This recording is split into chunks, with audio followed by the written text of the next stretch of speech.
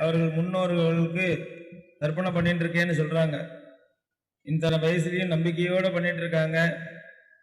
அதனுடைய பலனும் உங்களுக்கு தெரிஞ்சிருக்கும். நிறைய நல்லது நடந்துட்டு தான் இருக்கும். மிகப்பெரிய ஆபத்துகளோ ஆக்சிடென்ட்டோ ஒன்றும் குடும்பத்தில் வந்திருக்காது. இதெல்லாம் தர்ப்பணம் மனத்தினுடைய பலன். தர்ப்பணம் ஐயர்மார்களை வச்சுட்டு தான், புரோகிதரை வச்சுட்டு தான் தர்ப்பணம் பண்ணணுங்கிறது சாஸ்திரம் சொல்லலை.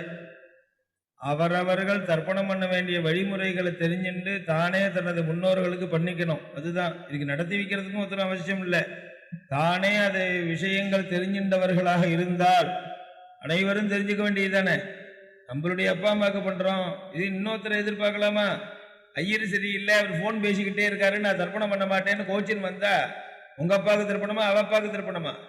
யாருக்கு நஷ்டம்? நீ போனா இன்னொருத்த வரான் போன் பேசுறவனுக்கு, உங்க அப்பாவுக்கு தர்ப்பணம் கொடுக்க உன்னை விட்டா யார் இருக்கான்? காரியத்துக்கு எடுத்துக்க கூடாது. தனக்குத்தானே தெரிஞ்சுட்டு பண்ணணும். நமக்கு தெரிஞ்சுக்கக்கூடிய அறிவு ஆற்றல் இல்லை, நாம அதே மாதிரி நியமத்தோட நாம இல்லை. அதனால இன்னொருத்தர் மூலமாக செய்து வைக்க சொல்லி நாம பண்ணிக்கிறோமே தவிர, இதுதான் கான்செப்ட். தனக்கே தெரிஞ்சுட்டா இன்னும் அவசியம் இல்லையே. அதனால பல பேர்கள் ஐயர்மார்கள்லயே பல பேர்கள் இன்னும் தெரிஞ்சுக்காம இருக்காங்க. இந்த மெத்தேடு தெரியாது. அதனால தெரிஞ்சவர்களை வச்சுன்னு அவர்களே தெரிஞ்சவர்களை வச்சுன்னு தான் பண்றார்கள்.